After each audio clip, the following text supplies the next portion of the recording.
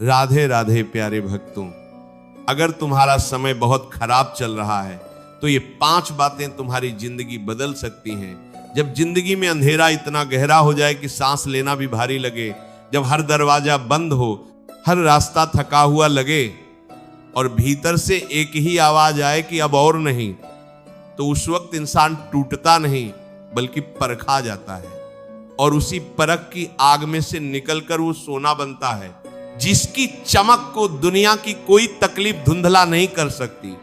भक्तों, बुरा समय किसी की जिंदगी में नहीं आता, ये तो हर किसी की जिंदगी में आता है। फर्क बस इतना होता है कि कोई उस समय में बिखर जाता है और कोई उसी समय में खुद को गढ़ लेता है।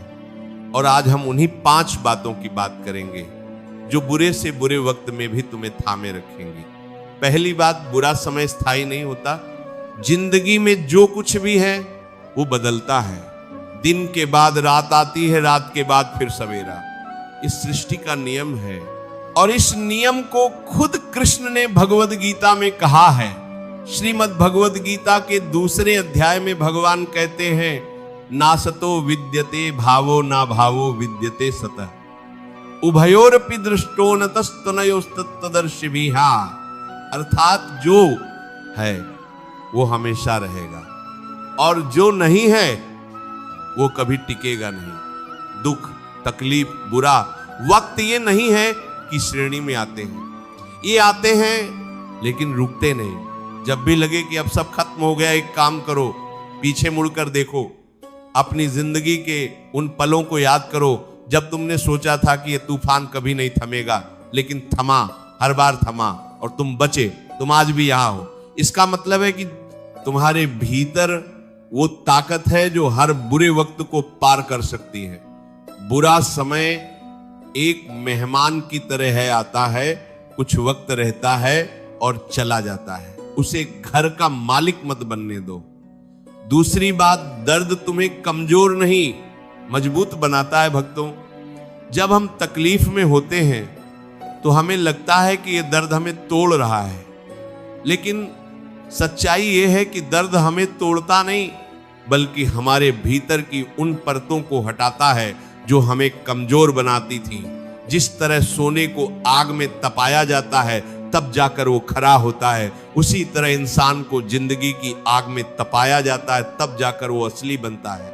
और इस सत्य को समझना हो तो हमें श्रीमद् भागवत पुराण की एक अद्भुत कथा की ओर चलना होगा, राजा खटवांग की कथा। राजा खटवांग एक महान योद्धा और धर्मात्मा राजा थे। उन्होंने देवताओं की ओर से असुरों के विरुद्ध युद्ध किया और विजय प्राप्त की। देवताओं ने प्रसन्न होकर उनसे वरदान मांगने को कहा और राजा खटवांग ने जो वरदान मांगा वो सुनकर स्वर्ग भी चकित हो गया। उन्होंने कहा, मुझे बताओ कि मेरी मृत्यु कब होगी। देवताओं ने कहा, राजन, अभी से केवल एक मुहूर्त शेष है। एक मुहूर्त यानी बस कुछ ही क्षण। और उस एक मुहूर्त में राजा खटवांग ने क्या किया? वो घबराए नहीं, वो रोए नहीं। उन्होंने अपना सारा राजपाट, अपनी सारी संपदा, अपनी सारी इच्छाएं, सब कुछ एक ही पल में भगवान के चरणों में अर्पित कर दिया। उन्होंने मन को संसार से हटाकर पूरी तरह श्री हरि में लगा दिया और उस एक मुहूर्त में उन्हें मोक्ष की प्राप्ति हो गई। सोचो भक्तों, जिनके पास पूरी जिंदगी थी वो भटकते रहे और जिनके पास बस एक मुहूर्त था उन्होंने उसी में सब पा लिया। ये कथा हमें क्या सिखाती है? यही कि बुरे से बुरे वक्त में भी जब लगे कि अब कुछ नहीं बचा, तब भी एक रास्ता होता है और वो रास्ता है भगवान की शरण। जो इंसान दर्द में टूटने की बजाय भगवान की ओर मुड़ जाता है, वो दर्द ही उसकी सबसे बड़ी ताकत बन जाता है। तीसरी बात, शिकायत नहीं, स्वीकृति। भक्तों, हम अक्सर बुरे वक्त में एक गलती करते हैं, हम शिकायत करने लगते हैं भगवान से, किस्मत से, दुनिया से। हम पूछते हैं, मेरे साथ ही क्यों? मैंने क्या गलत किया? ये मेरे साथ ही ऐसा क्यों होता है? और इसी शिकायत में हम अपनी सारी ऊर्जा खर्च कर देते हैं। जो ऊर्जा हमें आगे बढ़ने में लगानी चाहिए थी वो पीछे देखने में खर्च हो जाती है। भगवान कृष्ण ने गीता के 18वें अध्याय में कहा है, तस्मात् सर्वेषु कालेषु माम अनुस्मर युद्ध मय्यर्पित मन्नो बुद्धिर्मा में वैश्यस्य संशयम। अर्थात हर परिस्थिति में मुझे याद रखो और अपना कर्तव्य करते रहो। मन और बुद्धि मुझे अर्पित कर दो तो तुम निश्चित रूप से मुझे ही प्राप्त होगे। यानी कृष्ण कह रहे हैं, शिकायत मत करो, स्वीकार करो, और जो मिला है उसमें से अपना सर्वश्रेष्ठ दो। जीवन में जो परिस्थितियां हमारे हाथ में नहीं हैं, उन्हें स्वीकार करना कमजोरी नहीं है, ये सबसे बड़ी समझदारी है। क्योंकि जब हम स्वीकार करते हैं तभी हम आगे बढ़ सकते हैं। जब तक हम लड़ते रहेंगे उस चीज से जो बदल नहीं सकती, तब तक हम वहीं के वहीं खड़े रहेंगे। जो हो गया उसे बदला नहीं जा सकता, लेकिन जो होने वाला है वो अभी भी तुम्हारे हाथ में है। इसलिए शिकायत छोड़ो और उस एक काम में लग जाओ जो तुम आज कर सकते हो। चौथी बात, अकेलापन कमजोरी नहीं, परमात्मा का निमंत्रण है। बुरे वक्त में अक्सर ऐसा होता है कि जो लोग साथ होने चाहिए थे वो साथ नहीं होते, जो रिश्ते मजबूत लगते थे वो खोखले निकलते हैं और इंसान खुद को अकेला पाता है, एक गहरे भारी अकेलेपन में। लेकिन भक्तों, ये अकेलापन एक श्राप नहीं है, ये परमात्मा का एक निमंत्रण है। जब चारों तरफ से इंसान के दरवाजे बंद हो जाते हैं तब भगवान का दरवाजा खुलता है। जब दुनिया छोड़ देती है तब कृष्ण पास आते हैं। और इतिहास में ऐसा बार बार हुआ है, जब द्रौपदी भरी सभा में निराश्रित थी, जब हर तरफ से उन्हें अकेला छोड़ दिया गया था, तब उन्होंने एक ही नाम पुकारा, हे गोविंद, हे द्वारिकानाथ, और कृष्ण आए। जब दुनिया ने साथ छोड़ा तब परमात्मा ने थामा।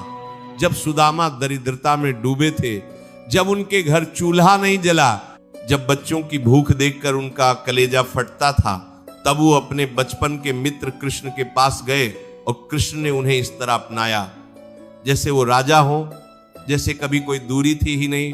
भक्तों, अकेलेपन में रो मत, उस अकेलेपन में बैठकर एक काम करो, भगवान से बात करो।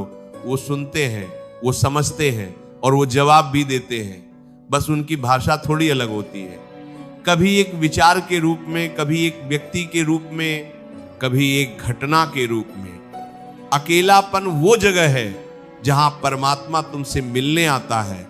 उस मुलाकात को मत जाने दो। पांचवी बात, कर्म करते रहो, फल की चिंता छोड़ो। और अंत में वो सबसे बड़ी, सबसे गहरी बात जो गीता का सार है, जो कृष्ण की सबसे बड़ी शिक्षा है।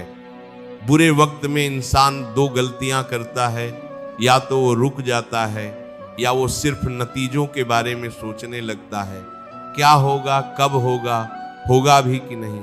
और इन्हीं सवालों में उलझकर वो काम भी बंद कर देता है जो उसे करना चाहिए। भगवत गीता के दूसरे अध्याय का वो श्लोक जो युगों युगों से मनुष्य को राह दिखाता आया है, कर्मण्येवाधिकारस्ते मा फलेषु कदाचन कर्म फल हेतुर्भूर्मा तेष गोचस्त्व कर्मणि।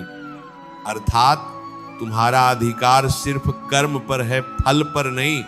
न फल की लालसा में कर्म करो और ना ही कर्म से विमुख हो जाओ।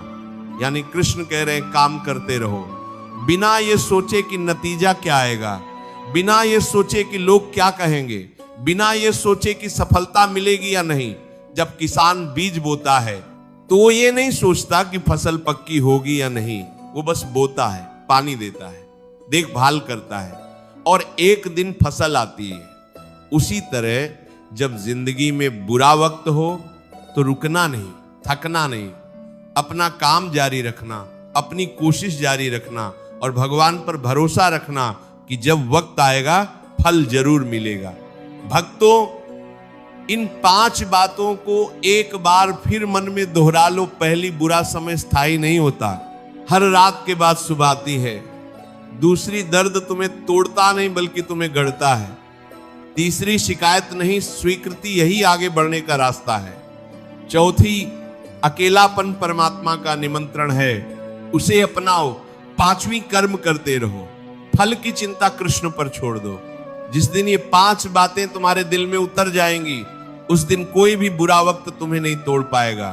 तुम मुस्कुराते हुए हर तूफान से गुजरोगे और तूफान के बाद जो इंद्रधनुष निकलेगा वो सिर्फ तुम्हारा होगा।